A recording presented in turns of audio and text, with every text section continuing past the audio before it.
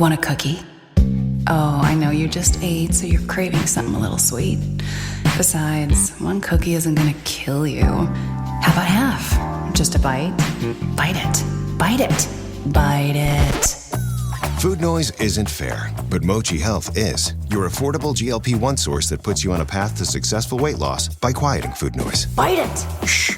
Learn more at joinmochi.com. Mochi members have access to licensed physicians and nutritionists. Results may vary. Every team, every topic, everywhere. This is Believe.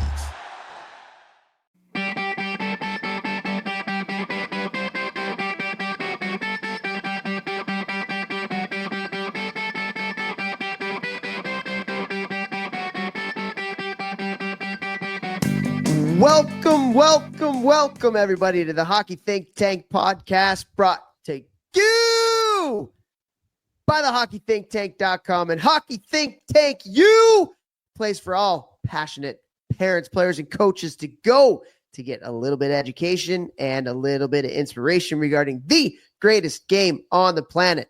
What an episode we have for you guys here today. We are bringing on Mike MacMillan, one of the best human beings in the game of hockey. Mac is one of the head honchos at Minnesota Hockey. He is in charge of the Minnesota High Performance Hockey Program, and he also is the head of the coaching education program through USA Hockey. So just an absolute wealth of knowledge. We talk a lot about Minnesota on our podcast and just the community model and the benefits of that. And we really get into the why with Mac, really get into the why with him. And just a phenomenal guy, phenomenal episode here. So before we do get over to Mac, though, let's bring on the talent of the podcast. One Jeffrey J. Hulavecchio. Vex, what's going on today? Not much, bro. Just thinking about you and the cool thing that you did for my birthday here. That will be out. It'll be out next week. You guys will hear it. Tell special man, Dad Cap over there. Pretty cool stuff. Not an accident. He's a leader, a gentleman, and a scholar. So just not all grateful. at the same time. Grateful for my cuz here. Pretty cool guy. Puts up with my shit all the time. But off season's ending, man. Off season's ending. So guys are almost all of my guys. I think I had one junior guy was his last day today. Got two more junior guys leaving, 2 college guys left, and then all that's left are the pro guys who are buzzing out every week. I got a new guy leaving depending on the level that they're playing at. All the European pro guys have already started playing games. Wild. And so now I'm switching over into in-season training, working with TPH St. Louis, one of my former clients, Phil McRae, who's been on the show before, and we talked in depth recently about academies, hockey academies, things like that, TPH, all those types of things. So, off season is my favorite time of year until in season comes, and then I work with all the young players in St. Louis, and then that becomes my favorite time of year. So, just excited to kind of switch gears here and get the in season stuff popping. How about you? I can't believe it's like the fall, bro. Happened. What do they say about people when you have kids? Like the days go by slow, but the months go by and the years go by fast. Like that was this summer for me. It was like so slow building the gym and the new training center, and then, right into training while building it. And then all of a sudden, Steph came with their son. That was super cool. She got to be in this facility for a week, which was awesome. Had a ton of fun and have her see, how we do things here. And then all of a sudden summer's over. What the hell just happened? I turned 40 and my daughter's turning 1. Weird. Yeah. Coming up, huh? Wild, bro. Wild. Yeah, it's. I think the saying is the days are long, but the months and years fly by. Something to that effect.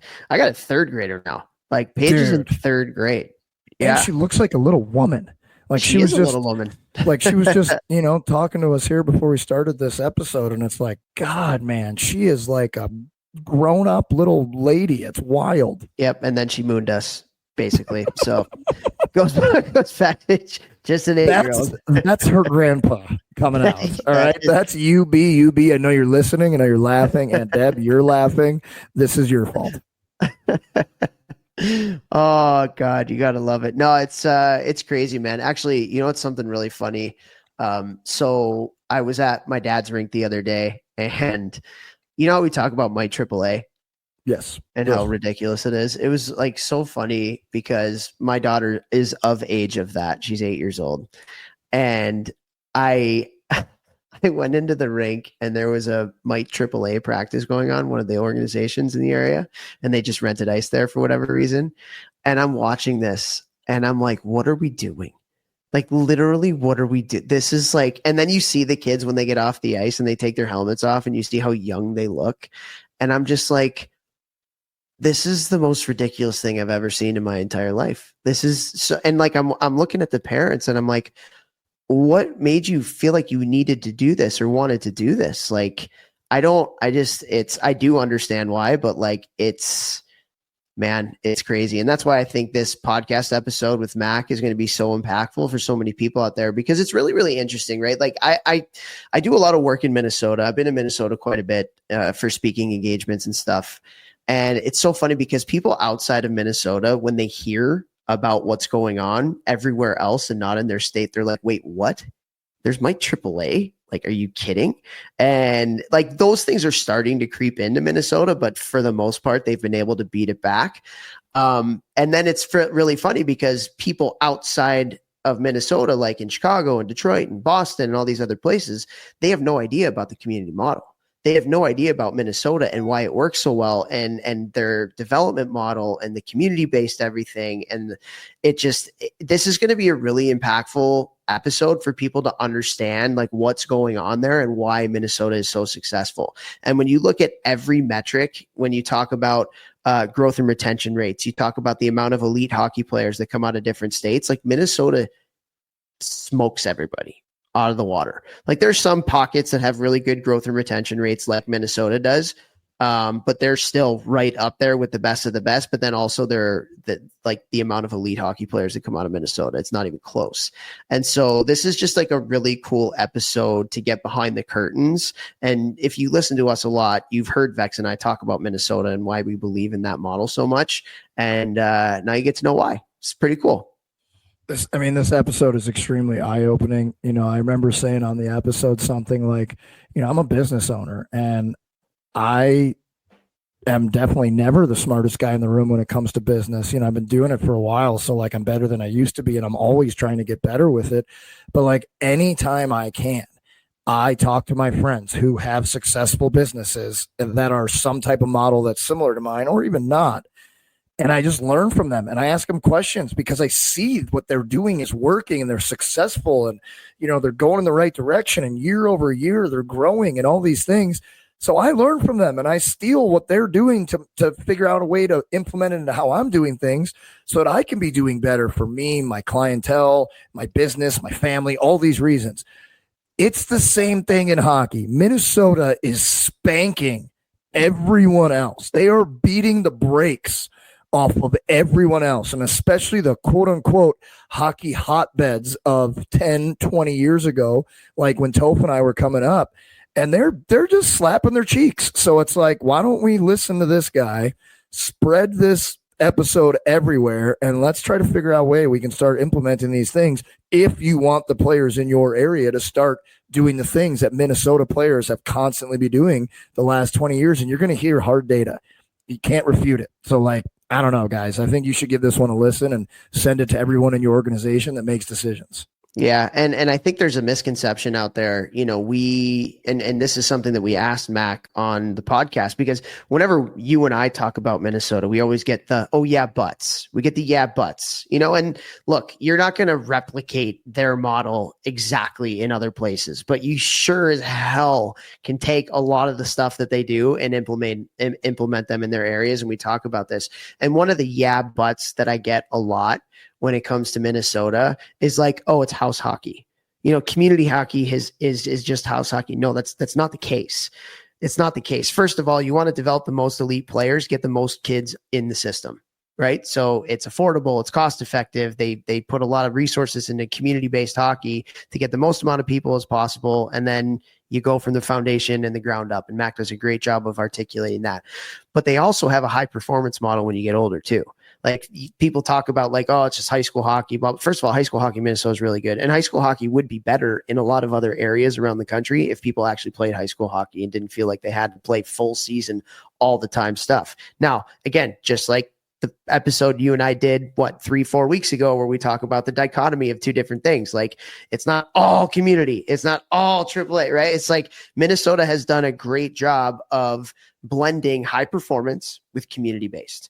And Mac gets into depth on what that is, what that means, what it looks like, what it feels like.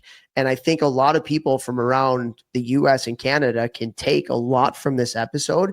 And if you try to implement these things in your regions, in your areas, in your organizations, you are going to build the base of the pyramid way more, and you're going to have way better player development in the right environments, right? USA Hockey says it a lot. As many as possible, for as long as possible, in the best environment possible. And that really, when you think about it, the only state that's really abiding by that right now is Minnesota. Really, they are. In so many other places, we're trying to narrow the talent pyramid too quickly. We talk about the Mike AAA type stuff. We're pricing people out. We're stressing people out of the game. And so this is just, again, like a phenomenal episode to get behind the curtain of what's going on there. And then also what's going on coaching education-wise with USA Hockey, because he leads that effort too. And just Mac is just one of those guys who's a great human being as well. And that all of these things are going to come out in full colors here during this episode.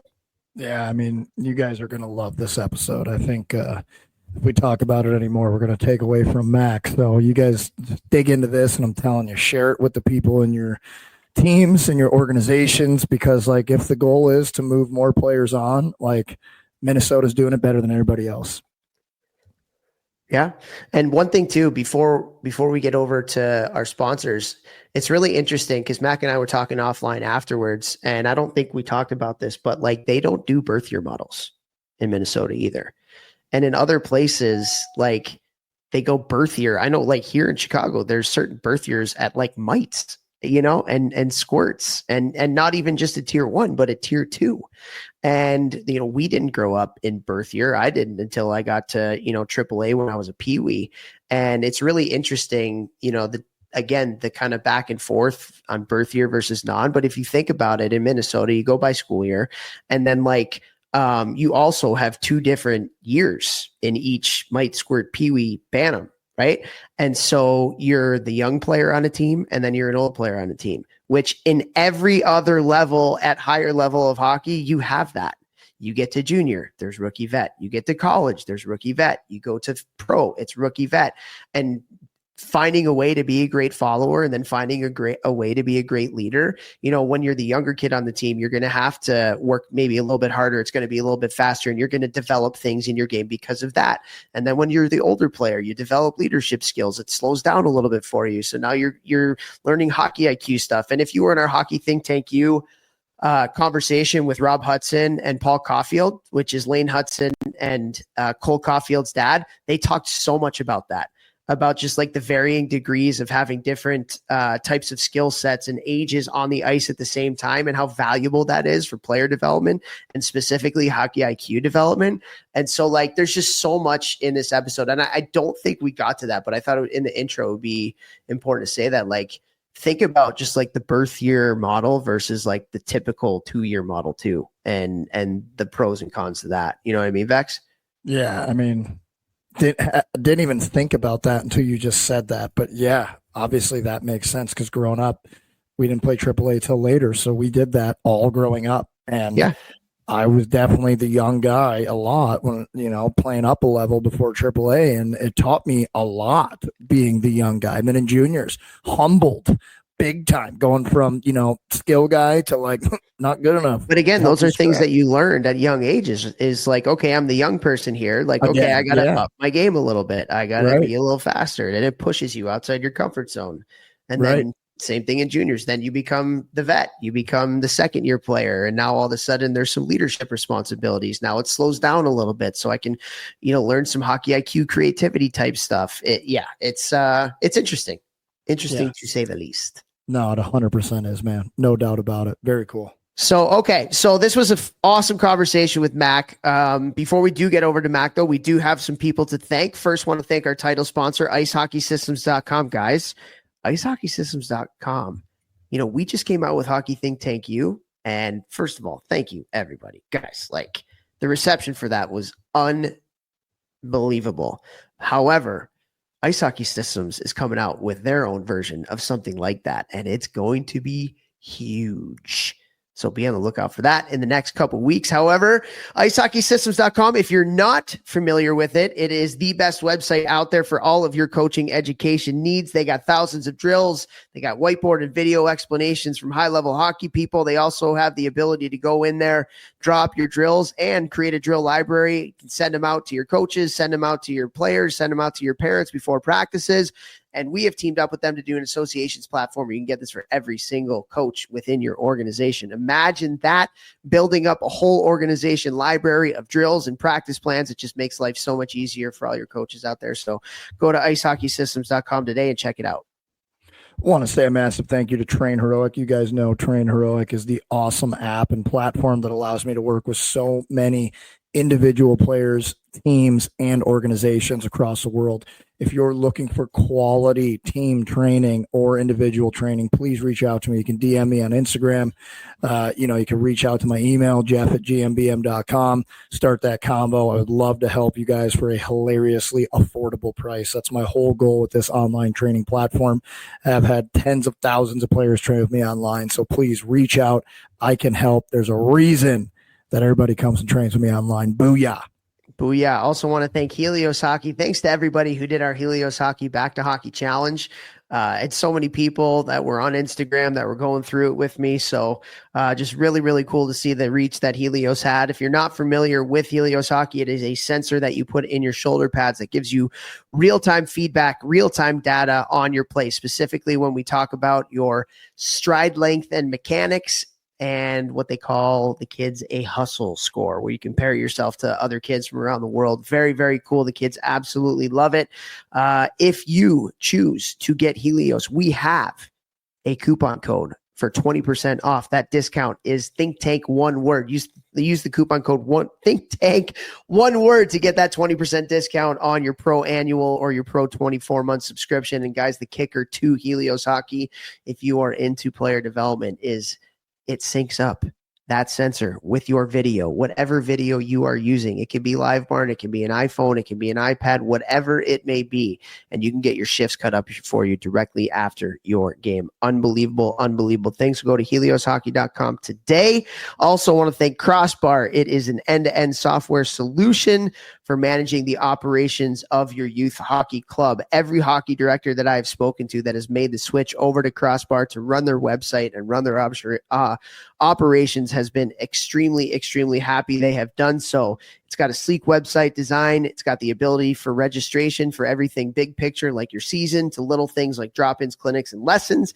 It's got a club scheduler for you to help scheduling-wise, 5-star communication app to communicate with your families, financial tools and reporting, volunteer and facility management. It is a one-stop shop to help you run your youth hockey organization. So go to crossbar.org today, guys. Promise you, you will not regret it. It is a phenomenal, phenomenal site. And thank you. Lastly, to all of our amazing listeners, we love you guys so much. If you can do us one thing, it would be just to interact with our podcast on your podcast app. So every time you shoot us a rating, shoot us a review, you download the episode, you follow us, it just goes a long way for us to getting in more people's ears and more people's cars. And our mission, our goal is to make the hockey world a better place. And if you think that we're doing a halfway decent job of that, if you can do those things, it will help us on our mission for that. So appreciate you all. You're going to love this podcast episode. Just an absolute wealth of knowledge here with just a great human being in the hockey world. So without further ado, here we go with the head of coaching education and the high performance program in Minnesota, Mike MacMillan. We are so excited to have on this episode of the podcast from the beautiful state of Minnesota, Mike MacMillan. Mac, how are we doing today? Good, Toph. Thanks for having me on. I'm excited. I am excited too. And this is obviously, Vex and I say it sometimes, we should have had you on years ago. I don't know why we haven't, but we got you now. So let's let her rip. Hey, being on the radar is okay. Yeah, exactly. So grew up in Duluth, Minnesota, born and raised. Played your college hockey Division III at Wisconsin Stout. Tell me a little bit about how you fell in love with this great game of hockey. And I have a pretty good inkling of what it was growing up in Duluth there. Well, that didn't hurt, of course, right? But very fortunate that my dad, of course, was a hockey coach and leader in the youth community program in Duluth, Piedmont Heights. So I'm a dope from Piedmont Heights. And my mom was involved in our community rink. They helped when the community center burnt down. They rolled up their sleeves and helped build a rink. And so I think just naturally it became easy for me to be involved with the sport. And when you're growing up in Duluth, all your friends are playing, and a big base of the whole community was just there doing it. It wasn't even like it was something you thought about. It just kind of in your DNA a little bit. And yeah, so that's how I got involved. Pretty simple, and had some great mentors along the way. And I always like to mention this gentleman by the name of Dukes Knudsen, best coach I've ever had. Never played the game, but was my B squad coach and assistant varsity coach. And people like that kind of help you. And that's kind of how I got my feet wet and kind of got the bug to give back to the game. So we obviously have so many coaches that listen to this, and so many are volunteer coaches or didn't play the game at a high level. And you just said the best coach you ever had didn't play the game. So right. For our coaches listening, parents listening, what are some things that he did as a guy who never played that you look back and you're like, best coach I ever had? Leadership, great human, cared about athletes first, players first, people first. Those things that really make a great coach. Anybody can do the X's and O's, right? We could spend 14 hours Googling and looking and all that stuff, but he really put the human caring element into it for me, and kind of defines the mentor thing. I mean, to this day, we still stay in contact, and I know he does with my teammates as well, and that's pretty special. So that's what he brought, and you know what? He never made an excuse for not playing. And so you would have never really known it unless you asked or he told you or somebody else told you. So that's the other thing. He had, he loved the game, learned about the game, educated himself about the game, and probably better than our head hockey coach knew the X's and O's because he just took time figuring it out. But again, the beginning is really the human element and caring about players first. That's unreal. And you got that aspect to you. You and I both on group text chains with my junior hockey teammates that you coached in Buffalo, Minnesota in high school. Mac coached Marshy, David Marshall, and Benny Geelan. So nice. Marshy. Yeah. I was just telling a story about Marshy the other day. That's funny. Love it. Well, you can tell a lot of stories about him. And it was always funny because on his journey, I got to be a part of all those stories. I don't necessarily know if I was on the good side or the bad side, but I had to make it better. Oh, that kid can shoot the puck, though, can he? Oh, my goodness. He's my right winger, and Benny Geelan was my left winger. Both your guys. Now, Benny became a power forward for me because I moved him to the right side, and he could open up and shoot it like nobody's business. And, I really found his groove. And, very proud of both of them. Great people. Still stay in contact. That's great. Well, you talked about Minnesota. You have kids that grew up in the Minnesota system, played Minnesota high school hockey. You coached at Buffalo for a long time. You're in the Hall of Fame there for the city. Can you just talk a little bit? And it's funny, we were talking off air, people outside of Minnesota don't really know what's going on in Minnesota, and people in Minnesota are in a bubble as well and don't really know what's going on too much outside of it. But just as a dad and as a coach and as a player coming up through the system, like what was so special about kind of like, growing up as a Minnesota high school hockey player and that experience there? Well, so many things, but so many great people, first of all, around you all the time supporting kind of the journey. But access, we always had access to it. You had access to the rink. You could go outside. Even today, like when we built the rink at Buffalo, the high school players, Benny and David, they had access to the rink. I mean, they could go there after school and skate. I mean, people look at that and they think, well, they go there and train. No, they went there and skated. They played. They had fun with the game. And I think that's probably the thing that we lose sight of the most about our culture here. It's still accessible in a different way than it is around the country. And maybe a simple answer, to be quite honest with you. I mean, you can go a lot deeper into all the other things, but kids and athletes have access to it, and we try to make it accessible to everybody. It's really important to us. We don't really cut kids out of the program. We just find another level, another team for them to play on in their community structure or statewide. And again, that's access, right? They get to play something they love to do. Well, that's amazing. And that just to have just amazing growth and retention rates continually as, other spots around the country have decreased or kind of plateaued. Minnesota still continues to raise the bar from a number standpoint. And I have some stats that I want to kind of throw out here, and then I'm going to ask you about the why. And so I think Minnesota leads the way in a lot of ways, not just in growth and retention rates of all types of players, but also in the development of elite hockey players. And, there's let's call it a fallacy out there that, it's too slow. It's not like you got to go the sprint route now. You got to be on a AAA team by 7-8 years old, things like that. When in reality, Minnesota is the definition of a marathon, not a sprint. And so let's talk about some numbers here, Mac. So back when Vex and I were growing up, it was the 3 M's. It was Minnesota, it was Michigan, and it was Massachusetts. And they were relatively even, on maybe not total numbers, but especially in elite hockey players, NHL, Division I, all that kind of stuff. And so I put a couple posts out there recently about just kind of over the last 15 years where those states have kind of gone. When you look at the numbers, Minnesota versus Michigan over the past 15 years, Minnesota's hockey playing population has gone up more than 5,000. Michigan's has gone down more than 10,000. So that's over a 15.6 thousand person difference just in 15 years. Right. The amount of Division I players at the men's side in Minnesota, it's plus 38, and in Michigan, it's minus 39. So that's a difference of 77 players in 15 years. Michigan going down, Minnesota going up. In Massachusetts, again, Minnesota up 5.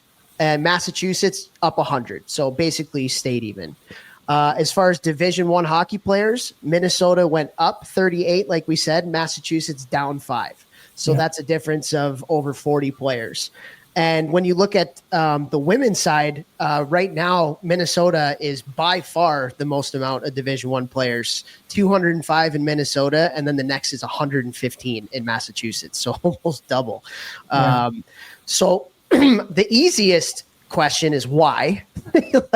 Why do you think that is? It's the easiest or hardest question. Easiest or hardest, maybe simple, but not easy. Yeah. But when you hear those numbers, and you have been the coaching education chair for a long time, you've also been involved in USA Hockey and Minnesota Hockey for a long time. You know the landscape more than anybody for having your ear to the ground. What do you think are the differences between Minnesota and then Michigan and Massachusetts to have such a huge fluctuation for the positive for you guys and the negative in these other spots that allows Minnesota to flourish? Well, there's a lot there to unpack. Yeah, 100%. A lot to unpack. And, one of the other numbers I think is worth telling is the 240, 248, 249 right now, D1. And you combine Michigan and Mass, and they're still at 230. We're kicking them on. But the important part about this story is, yes, everybody focuses on that, right? It's easy to focus on the elite, but the reality is, even in my role with the director of the player development, high performance, we call it in Minnesota, that's not our sole focus, and everybody thinks that it is, because in other parts of the country, that's what some people at the high levels think about. But the reality is, in this journey that we've set upon, and I sent you some information about some of the next things too, right, that we're doing. Yep. It's always about what's next. But I want to tell you I want to put this in people's minds. We're building 7 rinks this year, Toph. 7 this year, right? New ones. So that hasn't stopped, right? So if you're building 7 rinks, what does that allow? More players to play. So we're always worried about the foundation. So let's go back 30 years. Quick story. 30 years ago, on the steps of St. Cloud State, me and a friend of mine, Ken Pauley, high school coach, and couples were sitting there talking. And back in the day, in player development, we used to pick the players to go to national camp behind a curtain. There's a group of people, experts, right? Scouts, you name it, college coaches, that would send by pick 30 players to go to a 16 camp or a 17 camp. Same as we have today, right? The player development camps. So we're sitting there talking, and me and Ken at the time were coaching in small programs. I was in New Ulm, Minnesota. He was just, cutting his teeth at Benilde when they were really just a kind of a small single A program, not the prowess that he's turned them into today. But anyway, just, how do we get our players involved? And you couldn't really. because they weren't in that group of scouts' eyes. So we expanded. We got permission, some great leadership at the high school level, youth hockey level, Minnesota, Bruce Johnson, Ted Brills. I can go on and on with names, Wally Odell's, historic people in our state. Bob O'Connor, Topher, I'm sure you know Bob's name, right? Yeah. So they allowed me and Ken and a group of other people that were getting involved with the leadership of high school hockey to create tryouts and section teams. So we expanded the pool, the base of tryouts for our elite programs. And then that allowed more kids to at least try out, get on the ice from all across the state. And what we found is players, kids like to wear the flag, if it be Minnesota or USA Hockey. And there was some allure to that. And so pretty soon over time, that's evolved into the document that I shared with you of where we're at today. And you sat in the presentation in Minnetonka that day when I gave it last spring. So it's been an evolution, but the premise has been bottom up, not top down. So more rinks, more players playing. And then even in the elite side of it, we've tried to make that as community as possible and include as many people as possible from the age of now 13, 14 on up in the spring and the fall. That's really, I think, made a difference to solidify that or cement that foundation and structure as we've built it. And it is really hard for people to understand, but if you don't do the base work first, it's really hard to keep that top strong because otherwise it'll tip over a little bit. And I don't want to be cliche about it, but as you know, our top is pretty broad now too, right? That top of that pyramid. So that's just kind of, that's really a mile high look at it. But I think that helps and that continues it to evolve and grow. And the other thing is we get our hands dirty all the time as a state organization, high school leadership group, college hockey, the Minnesota Wild. We're all entwined in this journey. And that is probably the other thing that people really struggle understanding. Everybody is at the table. When Minnesota hockey has a board meeting, high school hockey's at the meeting, right? They're included in all that. We have a high school hockey board meeting when I was the executive director. Everybody's at the table, including the Wild. Come to those meetings. And that's pretty impressive. And I think that allows everybody to continue to have that shared vision. That's amazing, Mac. Nobody does selling better than Shopify. Shopify is the home of the #1 checkout on the planet. And the not-so-secret secret, with Shop Pay that boosts conversions up to 50%, meaning way less carts go abandoned and way more sales going through. So if you're into growing your business, your commerce platform better be ready to sell wherever your customers are scrolling or strolling. On the web, in your store, in their feed, and everywhere in between. Businesses that sell more, sell on Shopify. Upgrade your business and get the same checkout that Skims uses. Sign up for your $1 per month trial period for 3 months at shopify.com/Westwood1, all lowercase. Go to shopify.com/Westwood1 to upgrade your selling today. Shopify.com/Westwood1. The secret is out. With millions of younger-looking customers across the country, Plexiderm is one of the most highly sought-after products on the market. It visibly shrinks under-eye bags and smooths out crow's feet in minutes, and the effects last up to 10 hours. Influencers love it, magazines feature it, and people just can't get enough of it. As a matter of fact, Elle Magazine gave it an Editor's Choice Award as Best Instant Wrinkle Filler for 2025. In as little as 10 minutes, Plexiderm reduces the appearance of fine lines, wrinkles, and those dreaded under-eye bags. So yes, you can look years younger in minutes, and the effects last for hours. No surgery, no gimmicks, just results. The best news, you can try Plexiderm for only $14.95. Plus, get free shipping. Don't wait. Order Plexiderm today. Visit plexiderm.com/special. That's plexiderm.com/special. Paid for by Sheer Science. Well, let me ask you this. I feel like everywhere else outside of Minnesota is moving the other way in terms of, narrowing the talent pyramid very quickly.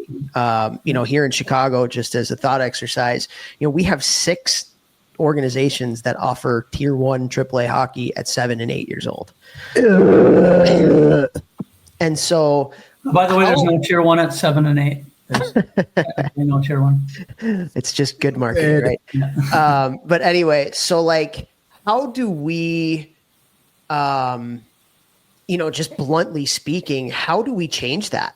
Like, how do we get people to understand that the more we broaden the base and the more accessible we make the game to people from ice standpoint, you talk about building rinks, from a cost standpoint, lowering the barrier of entry to people, because you talk to people outside of hockey and they think we pay $1 gazillion a year to play, which you do in a lot of different places.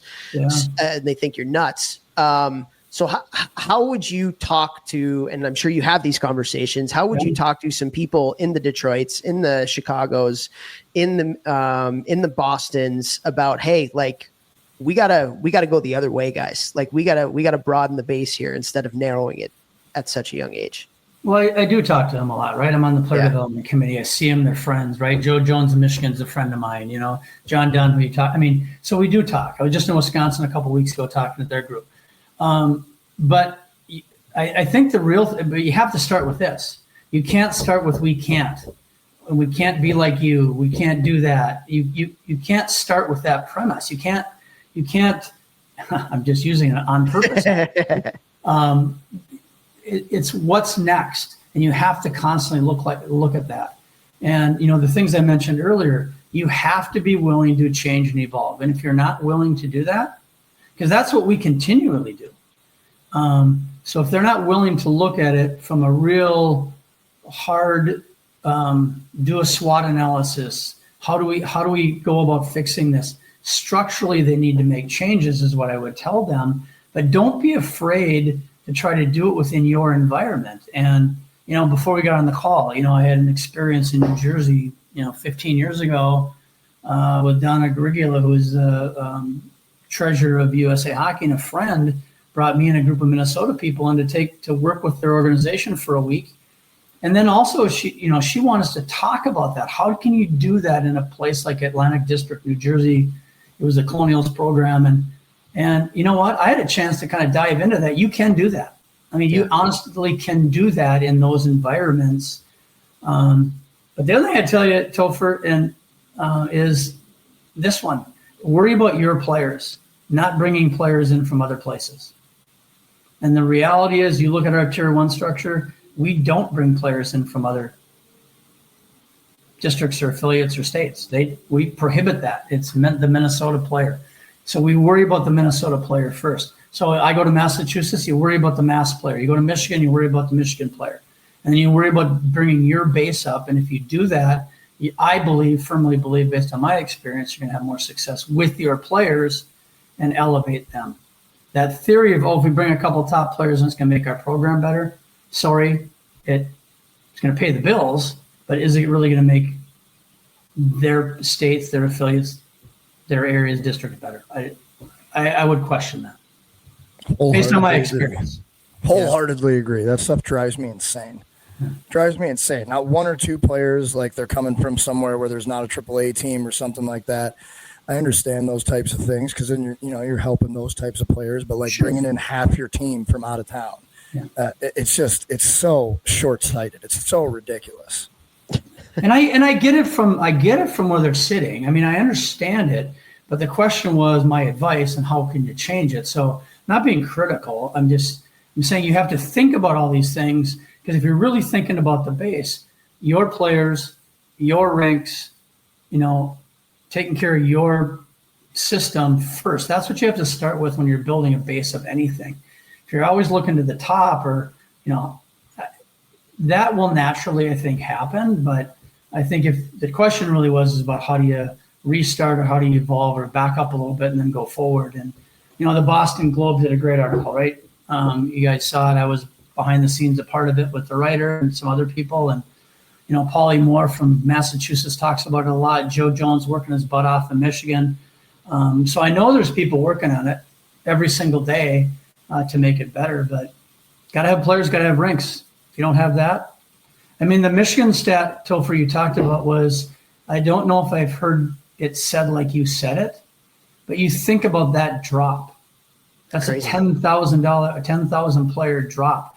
That's hard to make up. Yeah. You know, because you think about it, if a kid starts hockey at 6, they're not going to reach 10 years to reach age 16.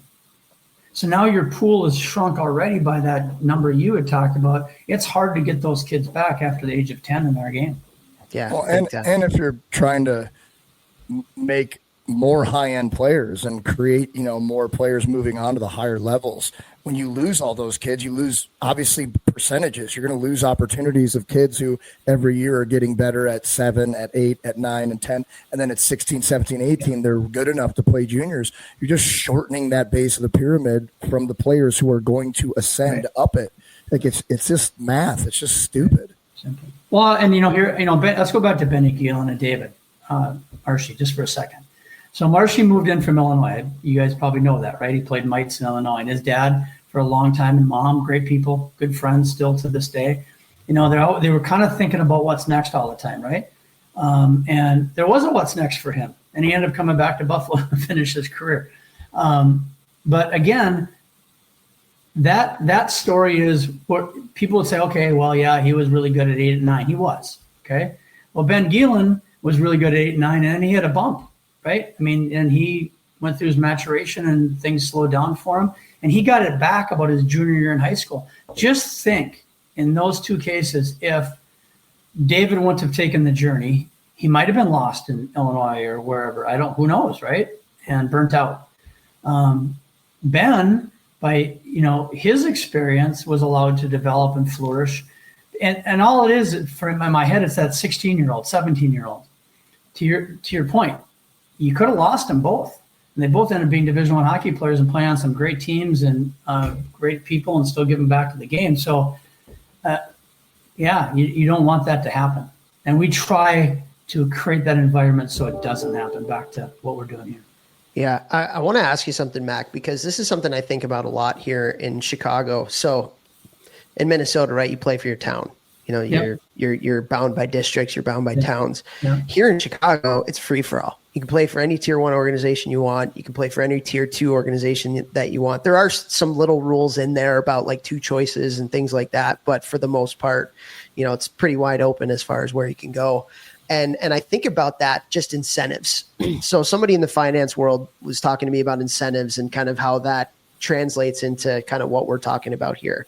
Yeah. And when there is a community structure to it, right? And you play for your town or you play for an area. You can't, swap into different spots as easily. The incentives have to be growth for an organization.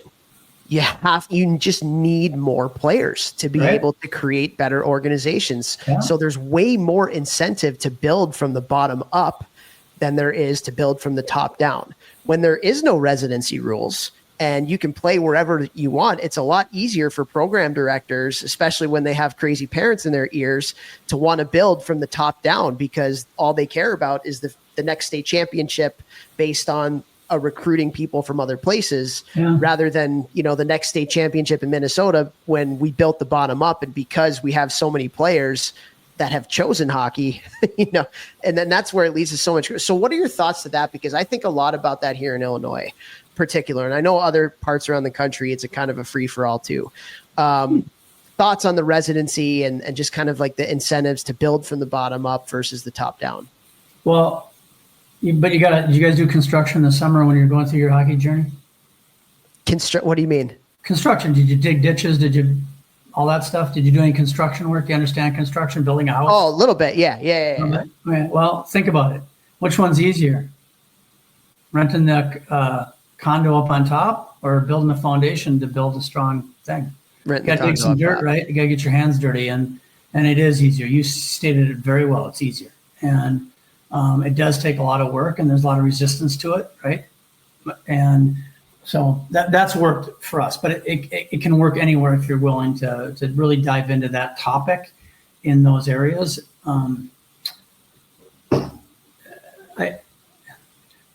It's hard though, right? And people have used horse out of the barn and stuff like that. I don't necessarily buy that philosophically. I think, what is the goal? What's the vision, and what's the mission? We want more kids. We want growth. We want better players. To do that, you have to have a strong foundation. So I challenge those areas to do that, get their hands dirty. And I think right now, and you look at Minnesota, we started this program called Skate It Forward under the Minnesota Wild Foundation. We're evolving into that. We know we still continue to have more numbers. So I would challenge other parts of the country to do the same thing. But to do that, you have to have ice. So if that's the issue, ice, the issue is rink owners or operators, then you get everybody around the table as a leader, as an affiliate or district, and then how do you go about creating that so more kids can play? And yeah, does that mean including the communities? Maybe. Does that including opening more college rinks 24/7, 365? What is that? How do you do that? I think there's ways to do that in other parts of the country, but I mean, those are my ideas, but ultimately that work has to come from them. But if you don't get more rinks, you don't get more players, and then it's easy to do what we just got done talking about, just have a tier 1 team and recruit from around the country. I mean, but the leadership needs to look at those other two things first. So what, like the rink part, so you talked about like the cat's out of the bag or the hay's out of the barn or whatever. Yeah. I hear that all the time too, right? Like it's too big of a problem. We can't fix it. So we're just going to have to deal with it. That, I hear that all the time from people here in Chicago and some of these other big markets, right? Yeah.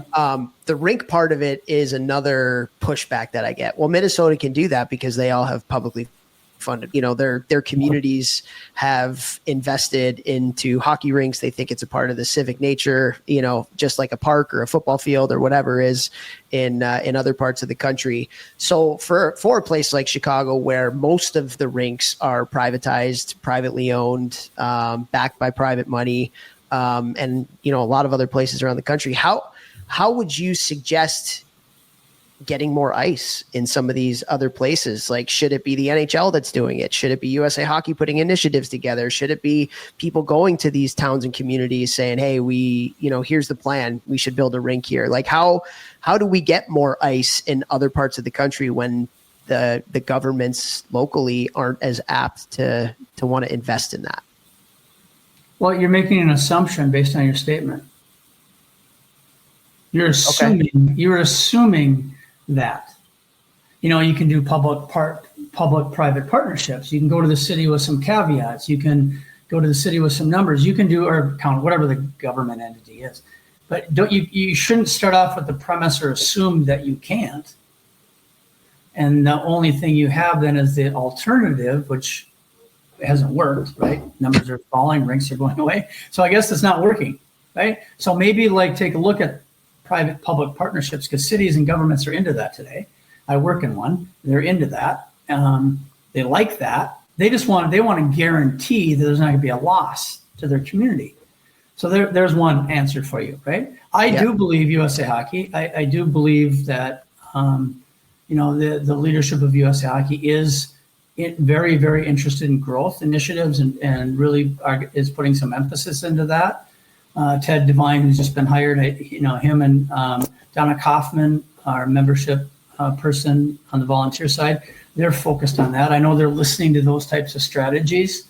I've given them a couple on rinks. I do believe rinks are important. Yes, the NHL, American Hockey League, East Coast League, all those entities need to be a part of that journey, especially in other parts of the country. Here, not so much. We have the Wild. We're part of the family. They always have been, always will be. But other parts of the country need those other entities to lift them up and speak for them with local governments or local entities. So, but just saying it can't be done, I don't buy that. I mean, that's just not in my DNA. Let's just get it done. So, but you're going to have to find different strategies to get it done in those other places. But I do believe USA Hockey and the NHL are focused on that because they know they need that for growth. So they've been unbelievable partners. And I know Pat Kelleher, that's one of his focuses. So I think there's some things coming, I would hope, and there's the right people in the right position to do that. But I don't think people should shy away from talking to county government, city government. Oh, I agree. No, I 100% agree. And there's got to be, I love what you said there. Like, it's got to be kind of everybody at the table figuring this out. It's can't be just continually one-offs. Vex, it looks like you had something there too. Well, I was just going to ask, like in your talks, like doing these things and coming up with public-private partnerships, does it make more sense? And this maybe it depends on the area and things like that. But I would think, does it make more sense to create more like community type rec centers where maybe there's a basketball court in the facility? So it's like, okay, yeah, ice is stupid expensive and it's cost a ton of money to air condition. And if something breaks, it costs a bunch of money. So to me, like as a business owner, when I'm like looking at gyms that I want to build or buy or whatever, I'm always like, well, I need to get other people in here that are paying me rent. So like I'm during the in season where I don't have as much business, like it kind of offsets that cost. And we see so many rinks around the country where it's like just an ice rink. But I've seen some in Minnesota where, what is that super rink or whatever, there's 8 rinks in there. I see soccer fields in there. I see other things. To me, I'm like, well, that just makes sense, offsetting the cost of an ice rink with something where you build a basketball court in there and you have the upfront cost of the gymnasium. And then after that, like, there's not a whole ton of costs associated with it. Maybe 10 years later, 15 years later, you got to replace the flooring. So it's like, I don't know if you've dug into these things, but is that something that you've come across? Sure, yeah, I built a rink. Yeah. Yeah, I met with Lifetime. I met with Lifetime Fitness before we built our rink. There's my water bottle. Oh, there you go. But we didn't go with Lifetime Fitness, but they did the one at Plymouth Ice Center. They have 3 sheets there now. Started with 2, but the city of Plymouth partnered with Lifetime on all that stuff that you're talking about. We do have rinks that have walking tracks and fitness centers and all kinds of different things in them. There's no one way to do it. Right. So it's, that's the power of the community, right? What does the community need? You address that, and then you try to couple the rink around that. And I will, I'm here to tell you, cities and governments don't like losing money, right? Yeah. I would say the majority of the rinks are break-even rinks, if not profitable. My wife ran the Braemar Ice Arena in Edina, Minnesota. She was profitable, made that into an enterprise operation for the city. So you can make stuff profitable, but I like where you're going with that. There's no one way to do it, and there's no one way to do it in Minnesota. Yes, we partner with Lifetime, the Amateur Sports Commission and the Super Rink, right? Soccer fields are generating revenues from other things. That's commonplace today in the state of Minnesota, and even in small towns, by the way.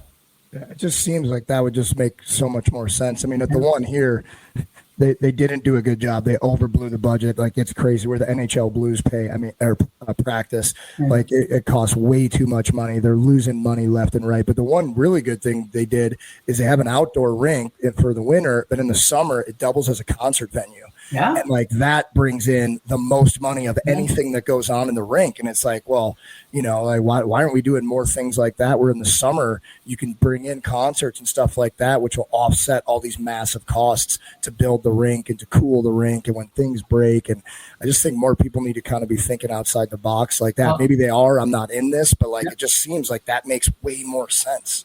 Right. And I know, I think they are. And that's why I'm excited about what's going on with the USA Hockey on that side of the business, which is separate from my side. But being on the board for 2.5 years, I got to be a part of that and have those types of discussions. But you just mentioned Plug for the Wild, by the way, new foundation member. That is one of the initiatives with the Skate It Forward program where the goal is to have every player in the state of Minnesota skate for free. But you got to have ice for them to skate on.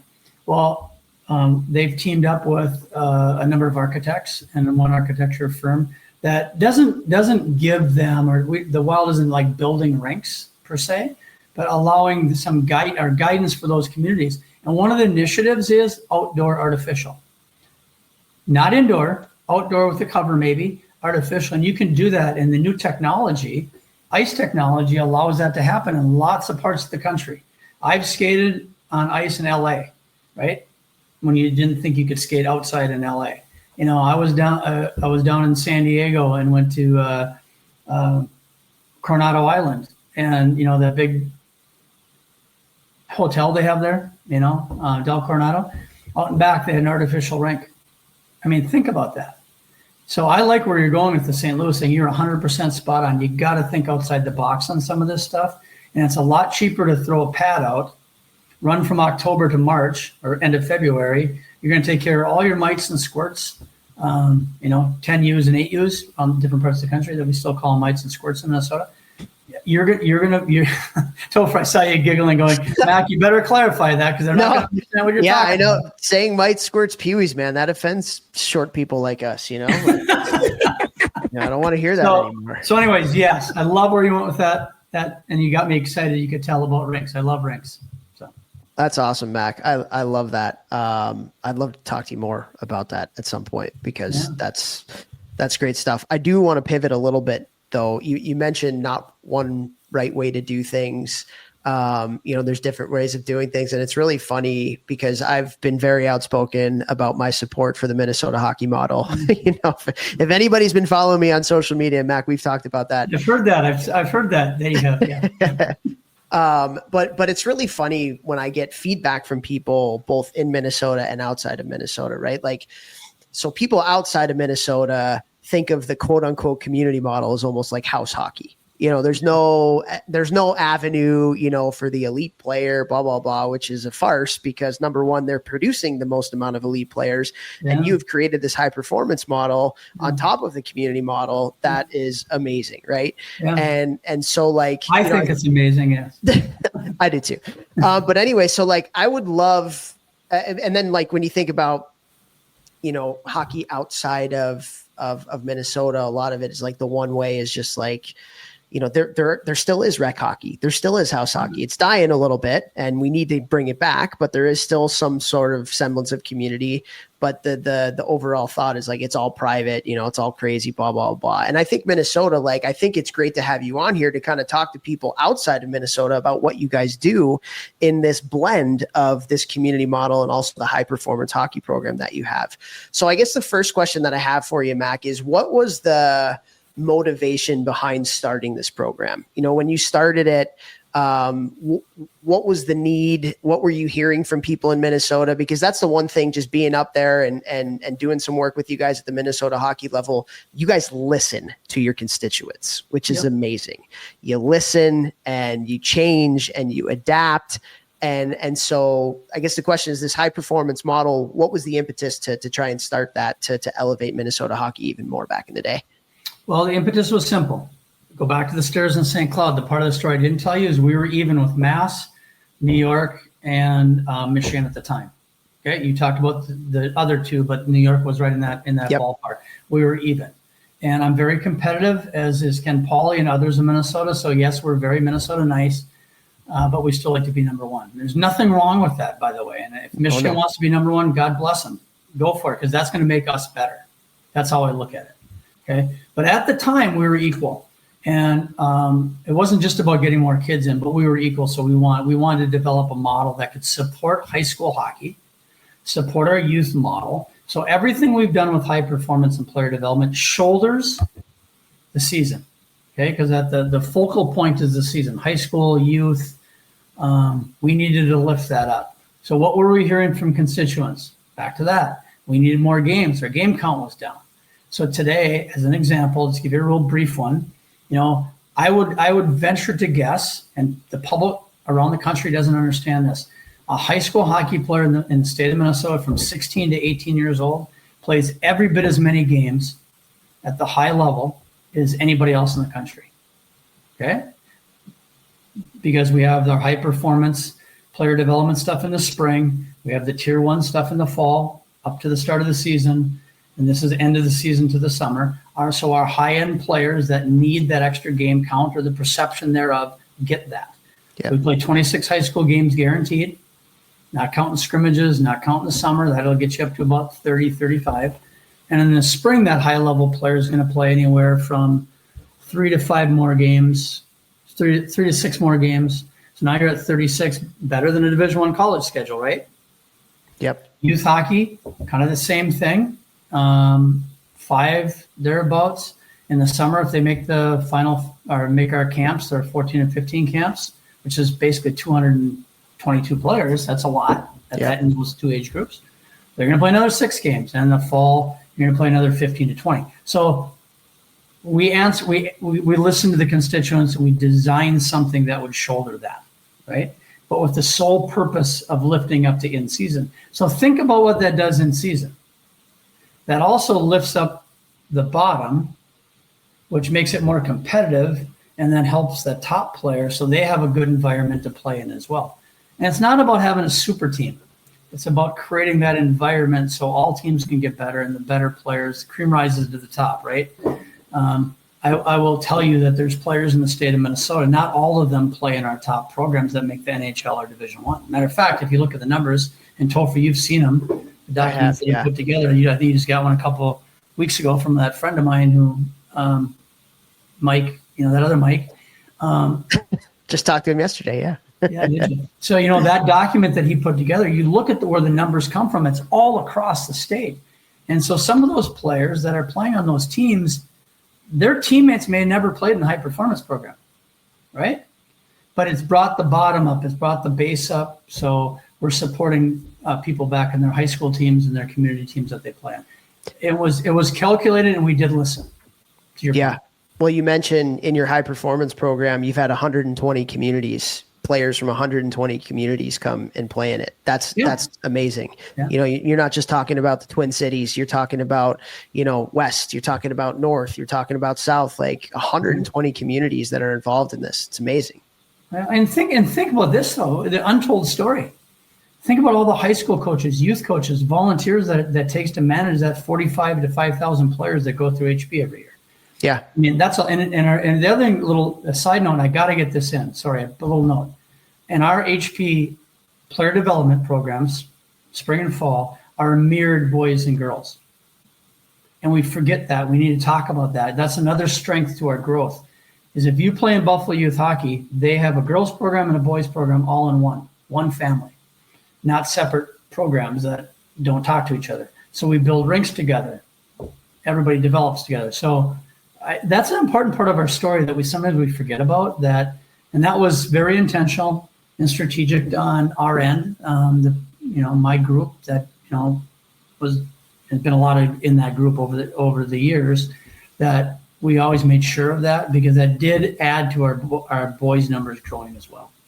Yeah, love that. Does that make sense? So logically, how that 100%. So let me ask you this, Mac. So you have your fall program, your tier 1 and your Midwest Elite League, for the older high school players, that gives you kind of the best on best competition within Minnesota.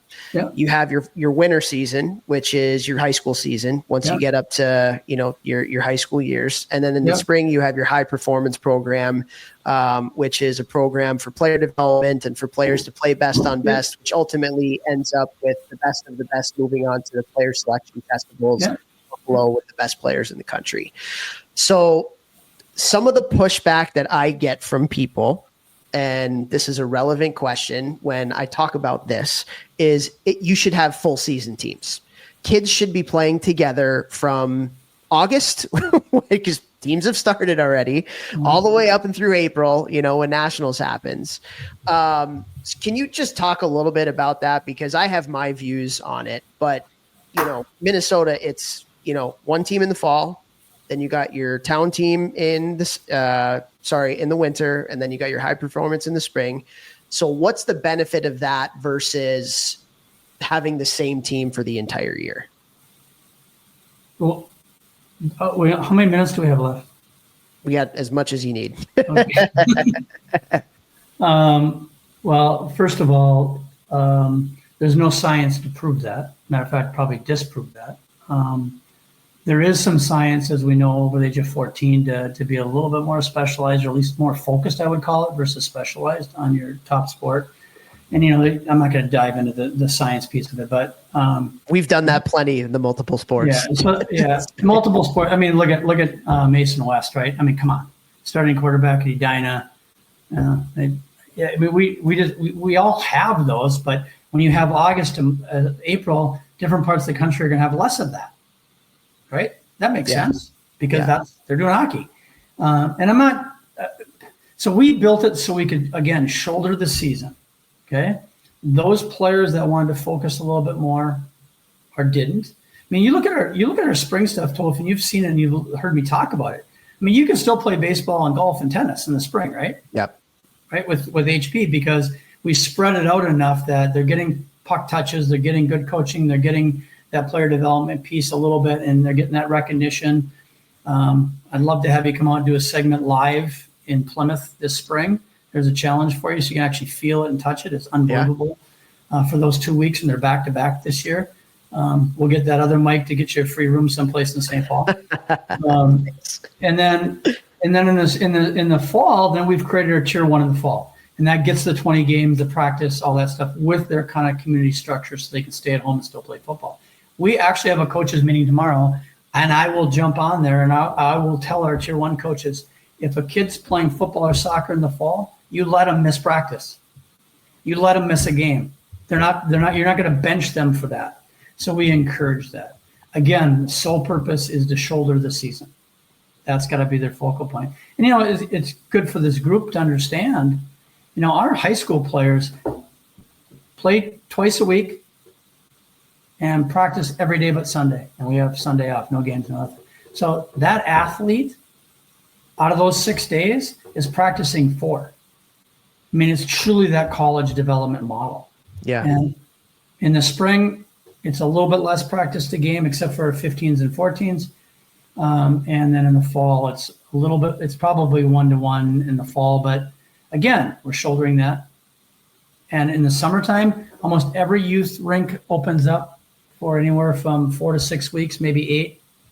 And our high school coaches get to jump on the ice with their players and do player development. So amazing. It's an interesting model. So again, it lifts everybody up, as we talked about before. You know what the funny thing is too, and Vex, you'll appreciate this. You look at kind of the high performance stuff and the structure that's been put together there versus kind of like the privatized model in other places. We already said the numbers. Minnesota, as far as the development of elite hockey players, is not even close to everywhere else. But think about this too, ROI. The people in Minnesota are probably paying 8 times less over an 8 to 18-year-old hockey career than everywhere else. So like, not only are they developing the most, but they're doing it at a fraction of the cost as well. And it's amazing. And Mac, you sent over some of the stuff on cost. Like it's insane. It's absolutely insane. I just don't understand how more people around the country don't look at that and go, okay, all of those things. Like if I'm running a business and I see a business that's the same business as me and they're more successful and they're spending less, I want to emulate that business. I want to go and audit that business and shadow them and watch what they're doing, learn from what they're doing, and then try to implement that into my own strategies so that I could be more efficient like that. I mean, I don't know why we can't get more of the country on board with this. It drives me insane. The other thing, but we got to talk about it. Like you guys are giving it a platform. That's important. But you have to talk about it. Topher, you said this earlier. The bubbles, right? The bubble outside, what they think, and the bubble inside. And we and I'm an education person, and a little bit shame on me. But I've been trying to get out there more and talk more openly about this stuff because being asked, number one.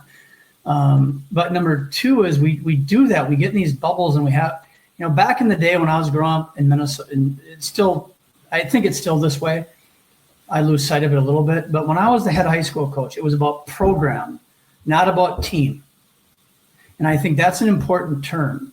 So if you start thinking about it, like you just said, you can't believe more people don't, because it's so focused on that team that their kids on that year and that parent group, that global thing about program is really hard to combat or change the paradigm back to that, but we do have to shift it back to the program. And I know Minnesota Hockey, USA Hockey, which I'm very proud of both of those, believe that. But at the grassroots level, we have to keep having these conversations.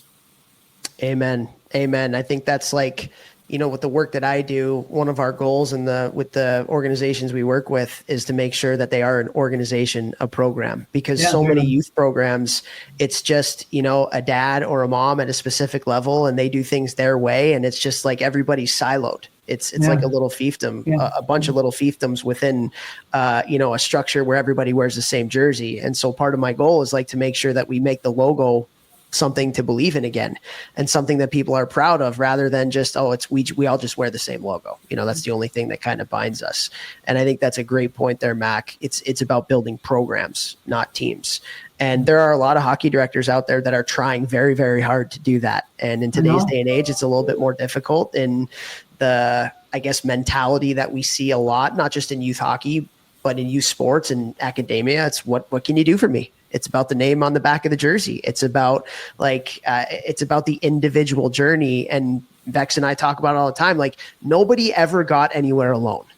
Nobody got anywhere alone. You need a village. You need a community, whether it's in Minnesota and the actual community that you live, whether you're in other places and the community is kind of like the rink of people that you're there with.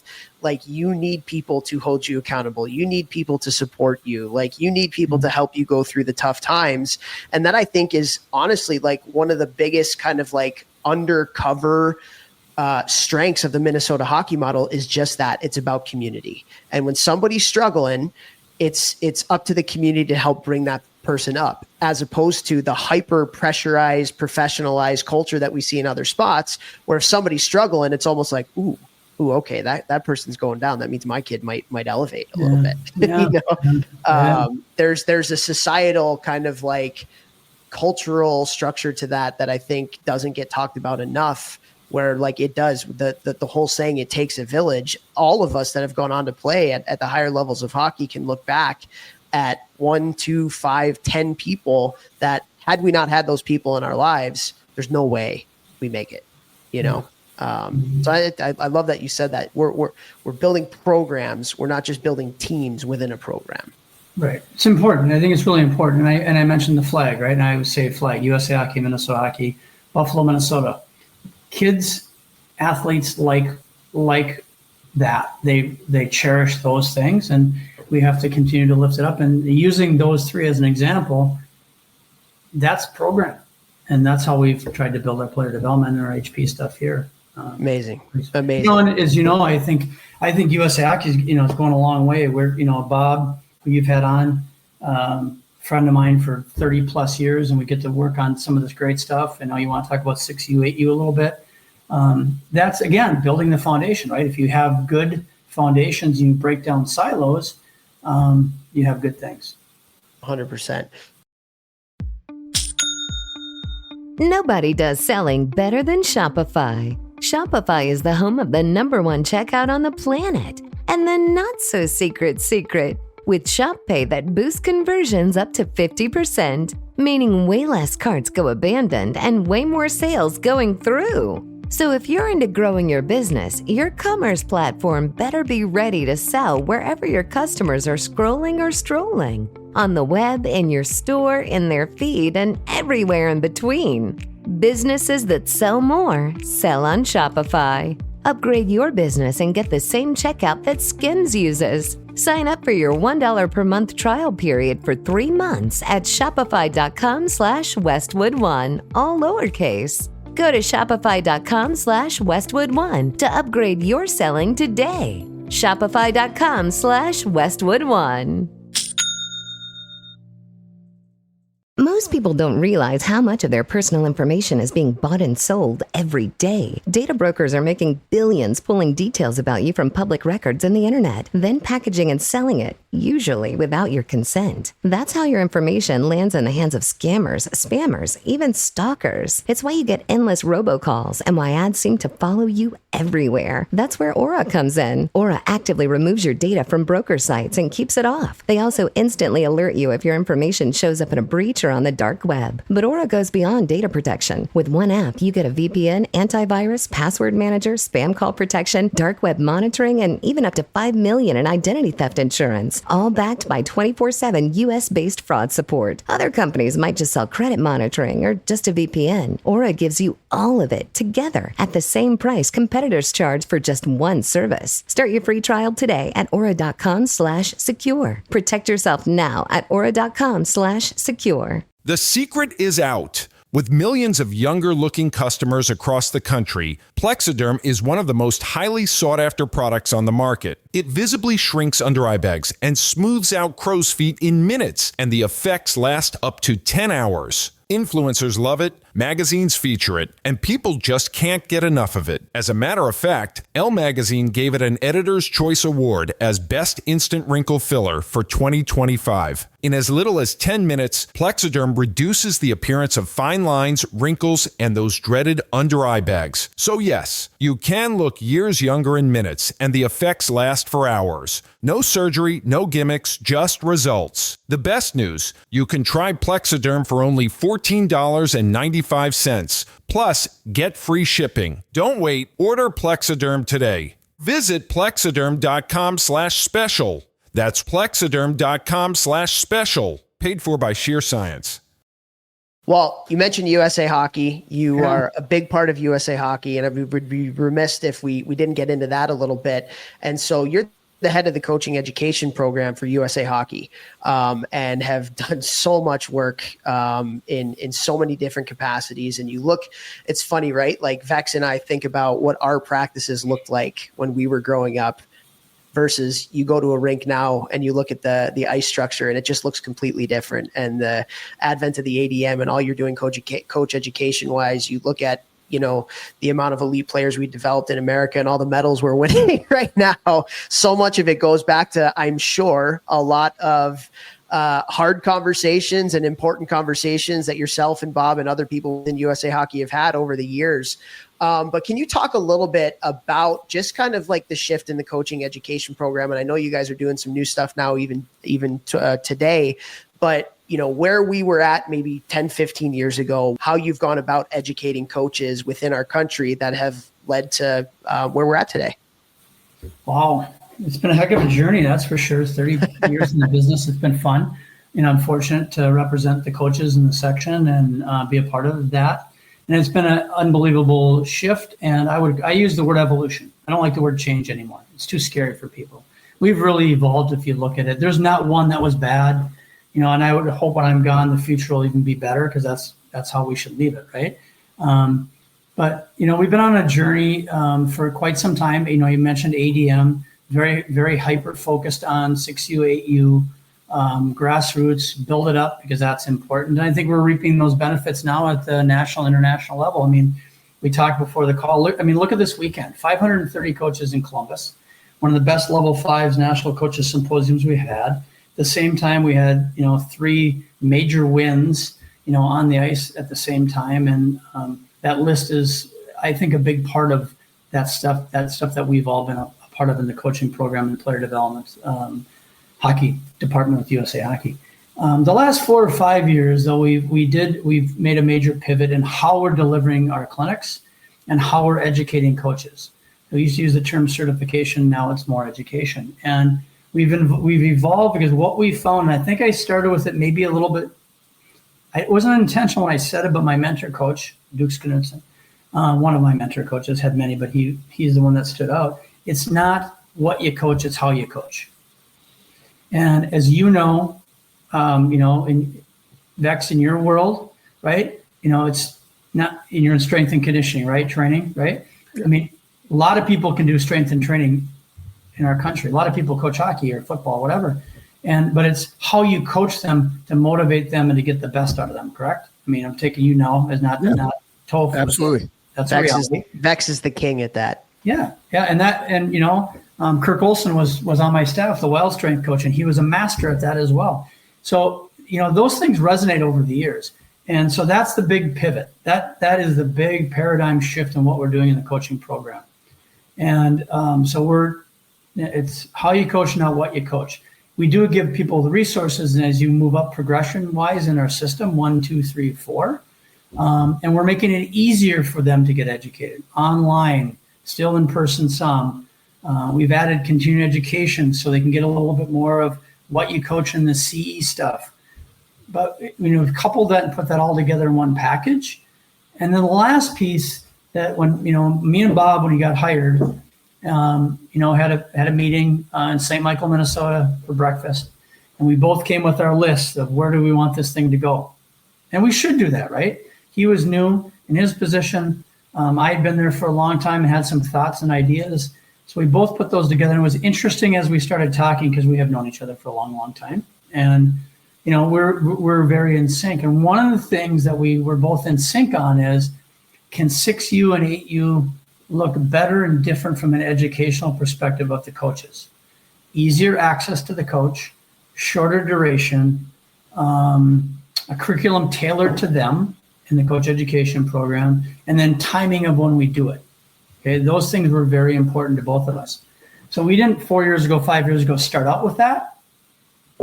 We timed it, and this is the timing period. So we've nailed the 1, 2, 3, 4. We have 230 trained instructors, or coach developers, we call them, around the country that deliver it. We educate them every year, bring them to a site and educate them. So our staffs are getting better, in executing the delivery of the product, of our educational product. And the last piece was 6U and 8U. Now, I will tell you, there's two parts to that story. One of them is to kind of get back to where ADM started, and you brought it up, that focus of 6U and 8U, but also from an educational standpoint, looking at our experience over that period of time. So when the regional managers, now player development managers, moved out of that realm and their staff shrunk a little bit, 6U and 8U focus kind of went down a little bit. How do we bring that back? And then how do we make the coaching education piece better? And that's kind of now coming together. So we're launching this year our 6U, 8U curriculum. And at the same time, it'll be 3 to 3.5 hours in length. We have a group under Zach Nowak, Heather Mannix, Brent Seidel, who are part of that coaching education staff within the hockey department that are focused on now putting all that together, as well as our curriculum group, which is made up of some of our CICs as well. And very, very focused on what does that 6U8 coach need. Now, I will tell you this. So I have to back off a little bit. It's going to clearly be how you coach, but there will be a little bit in there on what you coach. Because that group of new coaches need a little bit about how do you coach a 6U and 8U and what should you do on the rink. So that curriculum will be coupled, about 3.5 hours. So we're super excited about it. And if you're that 6U8 coach for 4 years, the time that you're in that age group per se, that's all you're going to have to do. And so we want to also make it easier onboarding new coaches and have them start off with the right platform, foundation, and then as they move up through the system, we're going to give them what they need to progress as a coach. So pretty well thought out, I think. Again, listening to the customer, listening to our CICs, listening to the hockey department from all their experience. So it's really been a joint effort to launch this. And our hope is that every 6U, 8U moving forward will have an unbelievable experience no matter where they are in the country. Love that. Vex, what are your thoughts? I mean, it's just, again, you're building the base of the pyramid better. Yeah. You build the base of the pyramid better. I can't remember how he puts it every time, but you build a bigger base, you're going to have more players playing for longer. And then at the top, where a lot of people are concerned about, you're just going to have more players at the top because you have more players at the bottom. Yeah. Very cool. And Topher, I think if you saw that slide deck I gave you on that 6U, 8U, you'll see a stat in there. Maybe you want to pull that sometime. Where if you have a great experience, by the time they get to be 8 years old, was it an 89% retention rate? Unbelievable. So you want them to have a great experience. You want them to come back to the rink. You want it to be world class, but world class so the players come back and want to continue to play, right? Play the game, not play 65 games at tier 1, 8 and under, and have a state tournament for it. Sorry, I just took a shot at a couple areas, but we take plenty. Don't worry. And your family's broke because you played 68 games out of town. Yeah, and you quit. Here's the story. Here's a great thing that I think you can cheat and steal. Please, I love cheating and stealing. It's the best hockey coach, right? Oh yeah. Well, the drill that he's running today. If you're in the grocery line, and you're in the grocery line, right, and you're loading up their bags of groceries, person behind you's got, and the person because your kids are in school together, you got like 5 bags of groceries, and the person in the line behind you says, "Hey, where are you going, Topher?" And you say, "Oh, I'm loading up. We're going away for the weekend." "Wow, where are you going for the weekend?" "We're going to Atlanta." "Oh, great. What are you doing in Atlanta?" "Oh, we're going to go play 6 hockey games and stay in a hotel." "Oh, no kidding." And by the way, you're driving to get to Atlanta, you're driving from Charlotte, North Carolina. Okay. And only because one of my kids lives in Charlotte, and I coached in Charlotte a little bit. How attractive is that for the person in line who's in the same age group, right? First grade, kindergarten. You think they're signing up for hockey next week? Maybe, but they're going to think about it. Right? Honestly, Mac, that's such a great point. And I've been talking about this a lot because I feel like, we have a lot going for our sport. We also have our challenges. Yeah. And honestly, like one of the biggest things that scares me about the growth of our sport is how people who aren't involved in hockey talk about hockey. Yeah. So they have friends that are in hockey, and let's just say they're 8, 9, 10. They're like, it's so expensive. They're always gone. They have no life that revolves psychos. Around. Yeah, they literally, like, that's how so many people who aren't in hockey but have hockey friends talk about hockey, and we got to shift that narrative. Like, we need more people choosing our sport, and by what you're talking about, like educating the coaches at such a young age and broadening the base and getting more rinks and making it more accessible and keeping the costs down. Like, these are very big projects that we got to tackle. And there are a lot of great people that are tackling these things, but it's funny that you say that, the supermarket analogy, because I say it all the time. Like, talk to a family that's not in hockey about hockey and ask them what they say. And it's usually they're nuts. They're absolutely crazy, right? Well, on that note, at the level 5, when I gave my welcome, and then also in Wisconsin, when I talked, I've been talking to the coaches now as leaders, not as coaches. So when I talk about 6U, 8U, I mean, it has to be everybody, but the coaches have to speak up. And even from a business model, think about it from a business model. That if you can get more kids on the rink, doing the right things, keeping them in the game from a business model, I think, I'm just going to use the business thing now for a second. Think how many more players stay. And what does that equate to? More money, more rinks, more kids. I mean, you guys talked about that return on investment thing. Well, return on investment for somebody in the hockey world, that seems logical and simple to me. Then if you look, I saw you looking at the number, Toph. Is it 80? Was I close to 89%? I didn't actually see it, but I thought that's what you're something like that. Yeah. But whatever that number is in that slide on the 6U, 8U, I mean, that's powerful to me. And you can do it without having to get in the car and driving someplace. If that be from Minneapolis to Roseau, that'd be, New York to Pittsburgh, it doesn't matter where it is. And I'm hoping that some of the stuff that we're doing and getting refocused on that will help long term everywhere in the country. Yeah, love that. I'll have to put that number in the intro when we do our intro. But retention, man, that's what you guys do best up in Minnesota. Growth and retention. It's incredible stuff. Well, we've had you for an hour here, Mac. We really appreciate your insight. This has been amazing. Such great wisdom, such great knowledge, and I think it's going to go a long way. Again, like we beat we beat the Minnesota drum pretty good here on the Hockey Think Tank podcast. And it's great to get somebody who's a leader in that area to talk about the structure of it and the mentality of it and the history of it too. I think that's really, really cool for people outside to be able to hear. And so we're going to keep you for another couple minutes though, for a little rapid fire 10 questions that'll be in our Hockey Think Tank U. But Mac, awesome as always. Appreciate your time. Appreciate it. Thank you. It's been fun.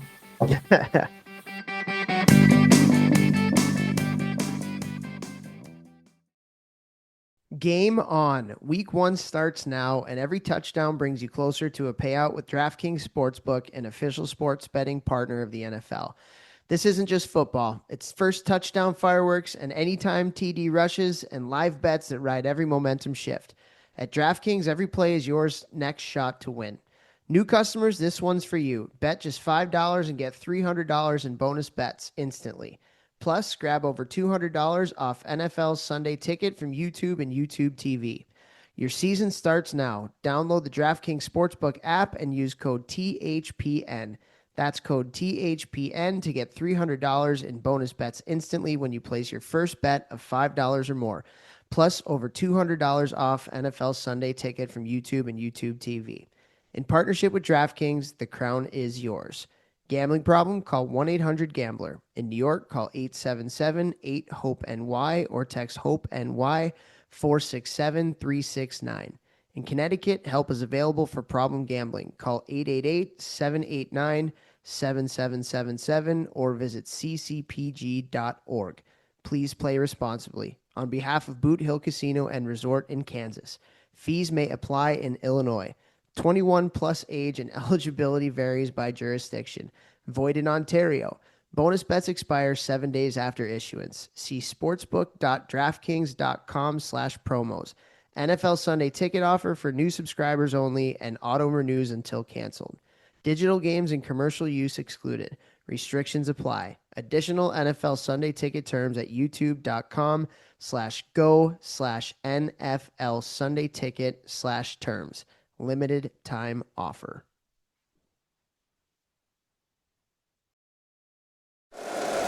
If you like the show, please take a moment to rate, review, and subscribe. It really does help the show to grow. Thank you for listening.